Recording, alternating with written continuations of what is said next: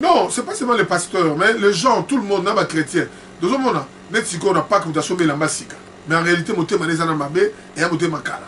Vous comprenez? Vous renouvelez. Quand il y a un système, en principe, il y a des pharisiens.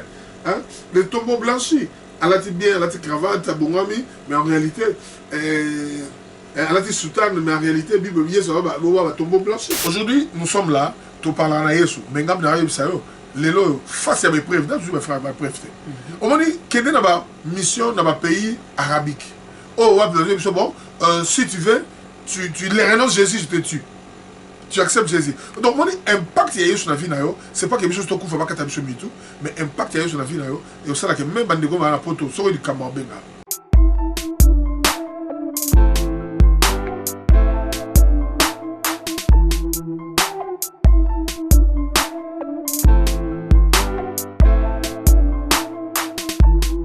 Bonjour à tous les internautes, je vous salue au nom du Seigneur Jésus-Christ parce que vous voyez très bien que tout ça vraiment dans la période de Pâques et merci de la confiance pour ça la émission na bino totonga elongo awa totonga kelongo pour totonga kelongo pour la bonne marche ya mboka na biso totonga kelongo pour la bonne marche église corps de Christ et le quoi tout ça dans la période de la festivité ya Pâques raison pour laquelle tu approcher mon sel nanga mais moko munene ya mboka na biso pour nous camper kobeta na les solo ya Pâques pour très bien parce que ba te belé ba ka Pâques mais ba comprendre rater Pâques et anini pourquoi célébrer fête yango raison pour laquelle tu posani mbeni kakande na bisibino ya monsel na nzambe moko munene ya mboka na biso to me camper ko solo na ye moi c'est le votre cardinal Semin Singi donc autrement dit papa sango na bango quoi donc tout ça awa na monsel na nzambe pour to me camper ko solo na ye na kolinga vraiment ngai na présenter été mais seulement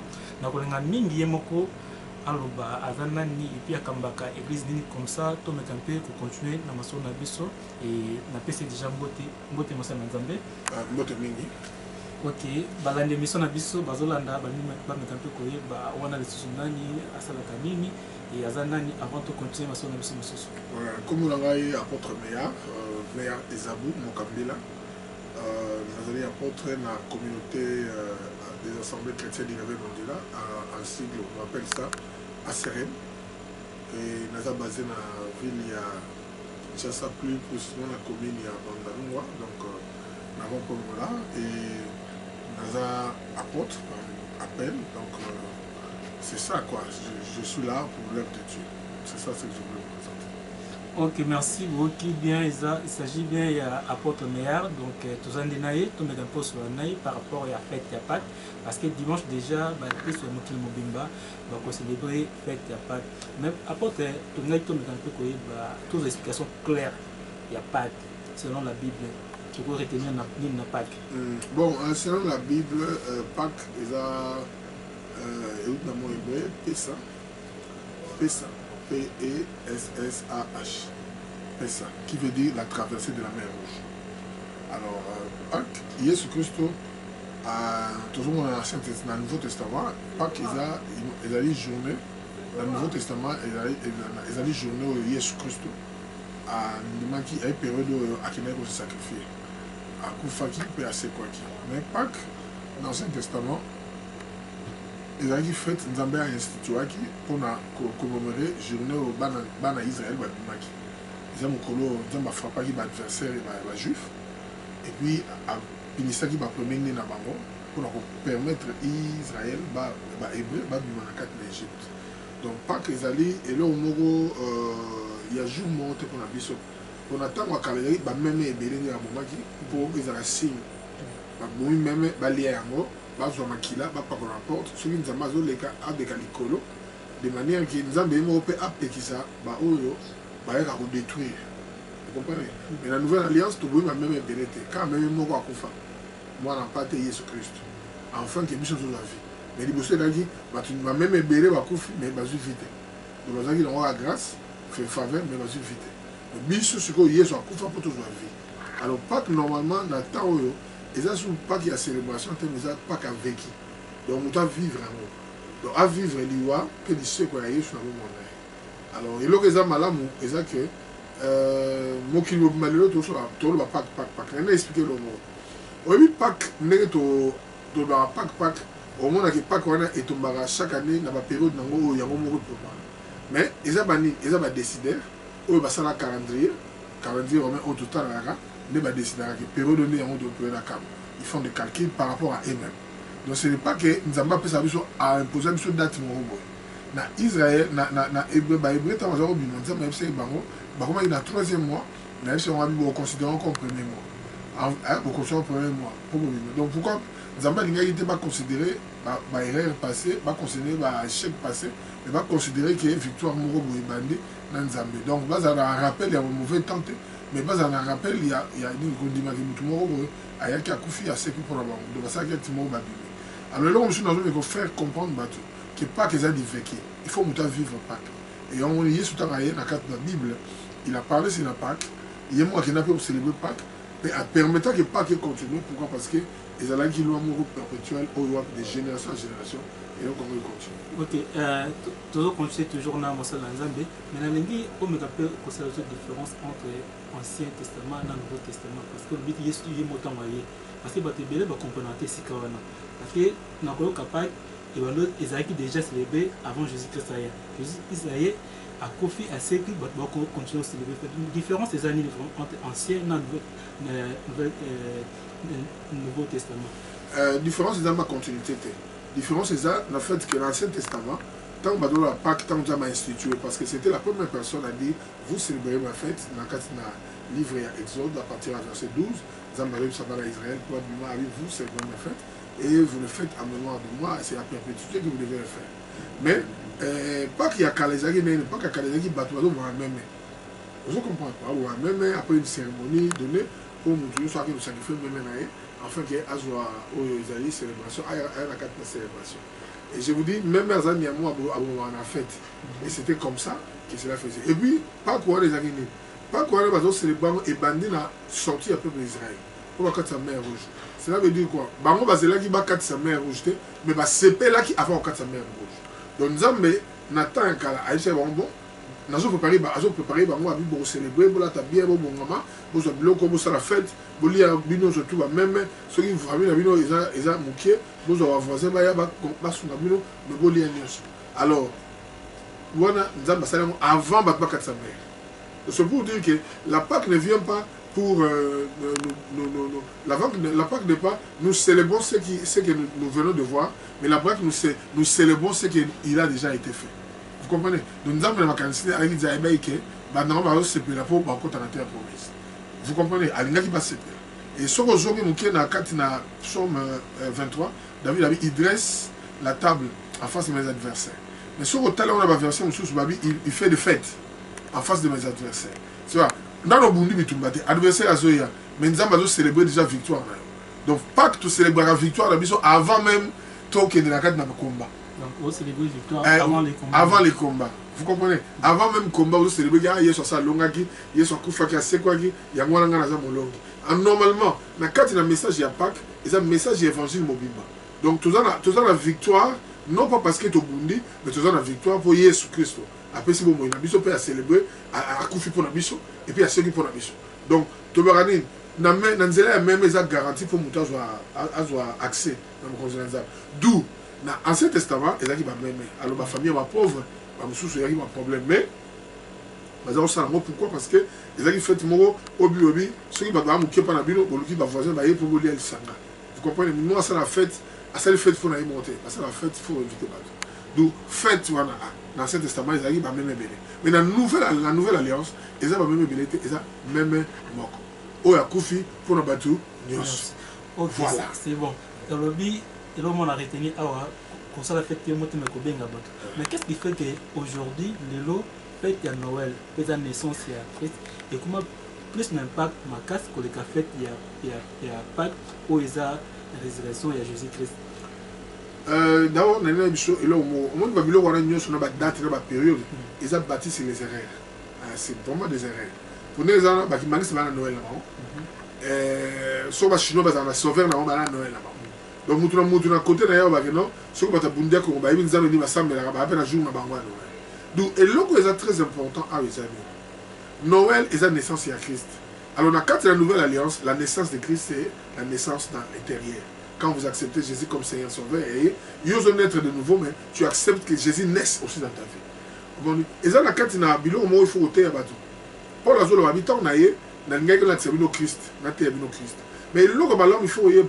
Bateau mingi, toujours loba, toujours dans la carte dans Zambé de l'église, mais tu y es sauté. Et puis, bataille, il y sauté. Vous comprenez, bataille, il y sauté. Bateau y est sauté, bataille, il y sauté. Alors, bateau tu habité là. Mingi nazo yo kabatuza plus ba moral yo salara boye keba okotali felo yo salara boye à part ça nazo on a bateau ça va festival c'est un miracle comme bah festival quoi obika kate yako obika mais les gens ne parlent pas de Christ bah parlent en Yesu te o wapi aza mwana likinda o yaye akufi na ce pour la biso yango lelo ke lo somto yesu ana yesu amuta kufa la biso aseka pour la biso et suki wana te Jésus est mort pour nous mais il a fait beaucoup de choses pour nous. Bible so on dit dans 1 Corinthiens 1, 30, Babi, de par Dieu et pour Dieu que Jésus-Christ a été fait pour nous, sagesse, justice, rédemption et sanctification. 4 choses. Nous sommes là, Yesu. Alors, Yesu comme sagesse, Yesu comme rédemption, Yesu comme justice, Yesu comme. Tu vois, donc tout ça, c'est des choses. Sanctification. C'est quoi la sanctification? La sanctification, on doit interpréter comme des mutakimi les soum. Non, c'est pas ça. Être sanctifié, cela veut dire être mis à part.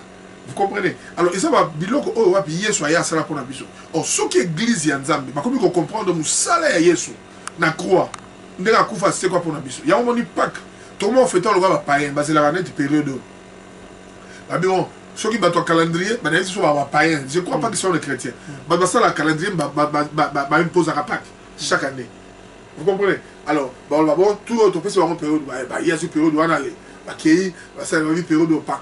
Et bien, je vais se préparer à Pâques. Mais en réalité, la vraie Pâques, c'est Christ. Akoufa na bomo inayo, pe aseka. Donc, Yesu akoufa, pe sa vie naye, makila naye, pour na yo, obika. C'est ça la vraie Pâques. Et vraie Pâques, c'est intérieur. Autre ça, la vraie, c'est aspect physique ya batu. Bon, comme calendrier, mokili. Imposé l'histoire, moi, tout défi à moi, ça, t'es. Donc, on va toujours subir en haut. Mais, au moins, on va toujours, il y en a un problème. Nous, on va avoir fête à Noël, va fête à Mani. La célébration de Pâques, et chaque jour, on arrête la vie, il faut célébrer à Pâques. Il y a Koufa, c'est quoi pour nous? On a des gens main rouge, dans 4 sangs. Obstacle, dans 4 sangs. Maladie, dans longue yango. Sida, dans longue yango. Cancer, dans longue yango. Nous avons célébré. Donc, nous avons célébré déjà pourquoi? Parce que ils ont la Moutakufa, pour avant qu'on a joué les Kamwana. Moutakufa qui a ça, quoi qui pour les Kamwana, ils ont les fêter. Donc, on dit Pâques. Il faut comprendre que nous ne devons pas rester autour de la Bible. Je ne veux pas que vous soyez la pro de philosophie des hommes. Donc, on a la philosophie. On va passer à la télévision, il parle. Et vous sentez que c'est de la manipulation psychologique. Jésus-Christ n'est pas prêché, il n'est pas présenté. Bible le dit, quand le Seigneur, le Fils de l'homme sera élevé, il attirera tous les regards. Mais aujourd'hui, les gens ramènent les gens vers leurs propres intérêts. Et plus, oh non, on a la guérison, on a la miracle. Donc, on a la publicité. Écoute-moi, on a besoin de dénoncer le problème de la Yesu. Même Moutouna Moutou, on a les foot à Nasuka. Babi Botika Semence à Malamu, n'a pas béco l'ensemble. Au moins, les gens qui veulent vénétariat, et puis les gens qui vénétariat. En anglais, on fait masse. Qui star mobile. Moutou, azana mbongo belé, azana église bato belé. Mais ngam na émission ok. Koza na Nzambe, eza synonyme dans l'église bato belé. So ok ba musulman ba belé. So ok catholique ba belé. So ok la kimbangiste ba belé. Vous comprenez? Alors donc koza na bato belé ça synonyme dans Nzambe te. Na lobite ke l'église ba Nzambe. Na zo psaka exemple. Sur l'église ni eza solo ya lukuta. Ya moni Yesu abota mande katina bitema na biso. Yesu aseko na bomo na biso. Et tout le monde a impact ya Yesu. Ya moni Yesu a célébré Pâques na bango, ba fait de Pâques. Mais tant que Yemo a koufi de Pâques à solo, donc il a vécu. Maintenant nous devons vivre les Pâques, la Pâques. En fait les Pâques, on va les Pâques. Nous devons vivre Pâques na biso pasika na kati na biso. Liwa, les kokou va le sema. On dit na minute catholique ba ça système mo ngana épée catholique. Ba ça li croix ba memi on dit ba tu bazo les kana croix ba table ça moi ba lo bien zele kulu toujours ka pas suana. Donc pas suana c'est ndé te. Pas suana ça pas mon intérieur. Pour na Yesu et là on dit nous ça là, oh ils a sacrifice, oh wapi, ils ont coûté yo mais à cause de lui. À cause de Christ. Vous comprenez? À cause de Christ, on se séparé, on se séparé et les lois aussi na zo andira. Babi, hein, ce qui manque, Paul a dit, ce qui manque aux souffrances de Christ, je l'achève en ma propre chair. Donc, tel que nous sommes appelés, au moment donné, évangile actuellement, ça parle du bien, mais les gens sont dans les bons cycles, bons gens. Donc, tu vois, soit on a un bon belé, soit on a un bon truc bien, non, mais c'est pas ça. Ça, c'est trop bas par rapport à ce que Jésus est venu faire. Le pasteur va plus bastard. Non, c'est pas seulement les pasteurs, mais les gens, tout le monde, n'a pas chrétien. Dans un monde, on n'a pas que vous avez la massika. Mais en réalité, vous avez un mabé et un makala. Vous comprenez? Vous renouvelez. Quand il a un système à principe, il y a un pharisien. Le tombeau blanchi. Elle a dit bien, elle a dit cravate, mais en réalité, elle a dit soutane, mais en réalité, Bible bien, ça va tombeau blanchi. Donc, le problème, c'est quoi? Il faut te présenter Christ dans la bataille, te présenter croix à Jésus, te présenter saint à Jésus. Donc, bilo qu'on a nyoso, ezala maté ebele, ezala makam ebele on va la catch, oh et l'obama na nouté, mais batu baza wana té. Et tout ça on a un discours, discours persuasif de la sagesse humaine, hein, le langage, le mot. Vous vous attendez Bible trop, attendez l'histoire ebele dans l'Ancien Testament, aïe pour l'histoire. Pendant que l'Ancien Testament ils a bien, mais ça qui peut négocer pour conception dans le Nouveau Testament, faut te compter la terre du vécu. Vous comprenez? La terre dans l'Ancien Testament, on a comprendre, mais dans l'Ancien Testament, ailleurs dans le Nouveau Testament, ce qu'on a Zobango, il y a sur l'Ancien Testament, dans le Nouveau Testament, ce qu'on a vu dans Gaza. Il est très important que les gens comprennent que nous ne devons pas s'attacher à des dates, aux fêtes à au Noël, au Pâques, Pâques l'équipe, non. Pâques l'équipe Noël, la carte, ils ont la carte à Momo, et vous pouvez s'imaginer. Moutou qui est dans la classe, si vous avez un diplôme, un bulletin. Moutou qui est dans la musique, si vous avez un salon,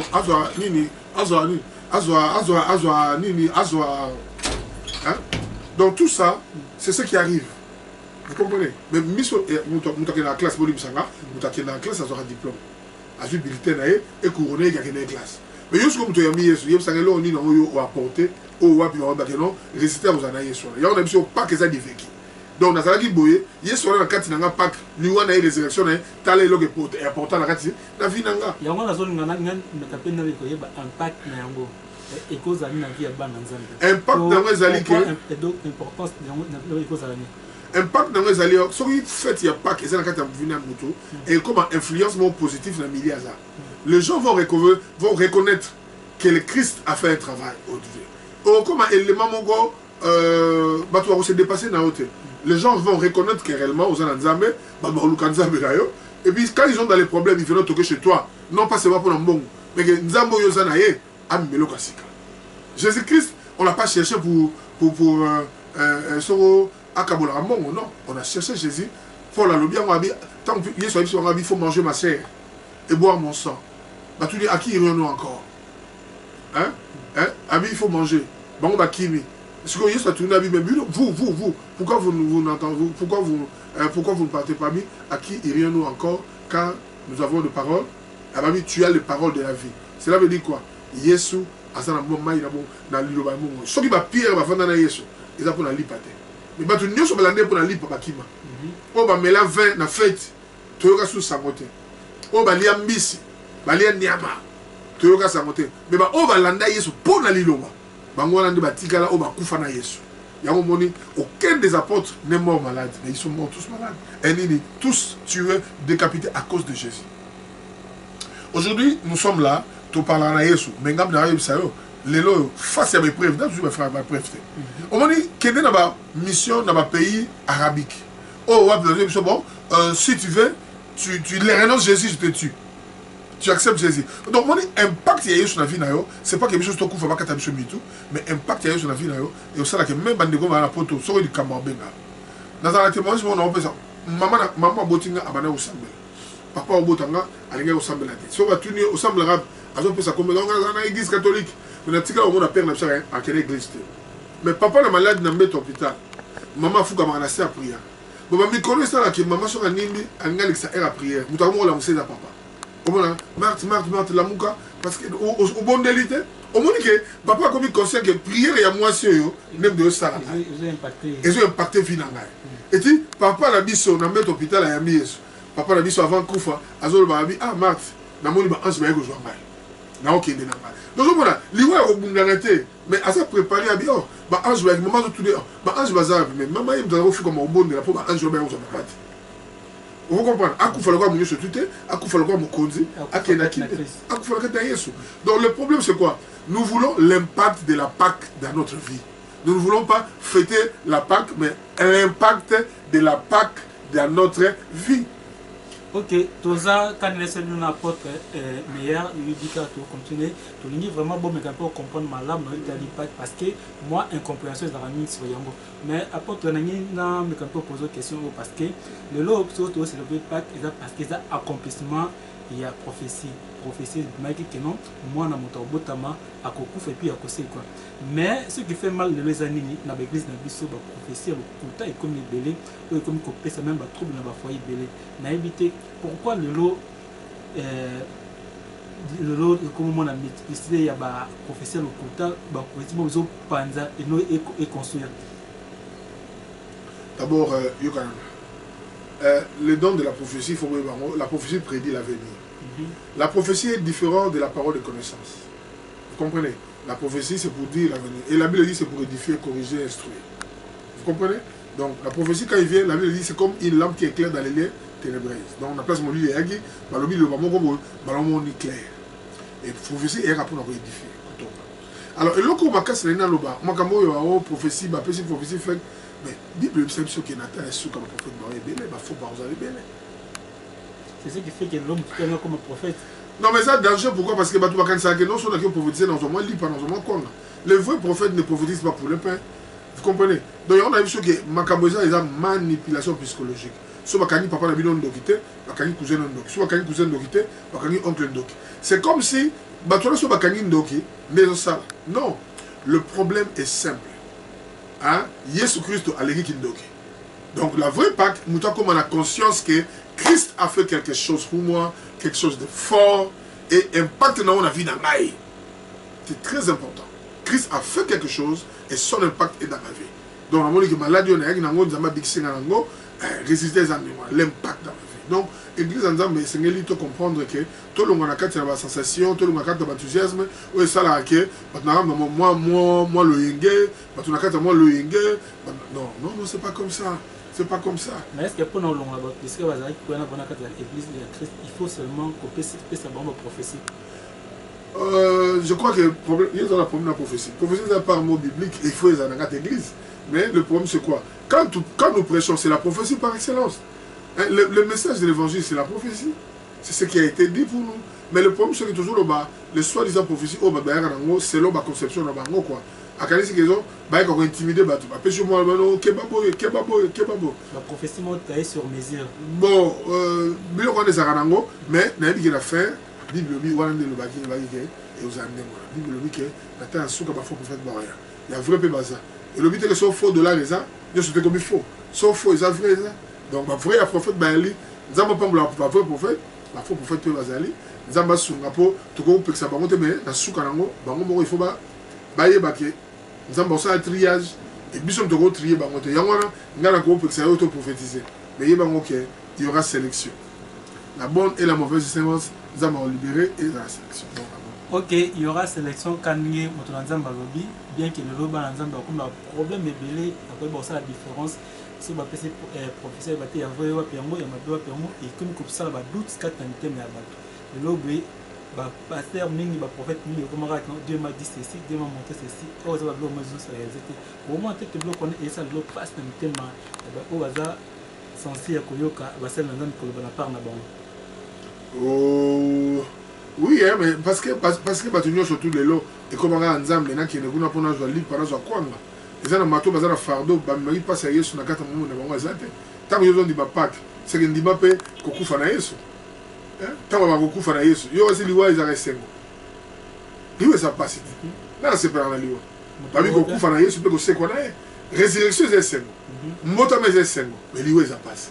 Alors, il faut Koku Fana Yesu.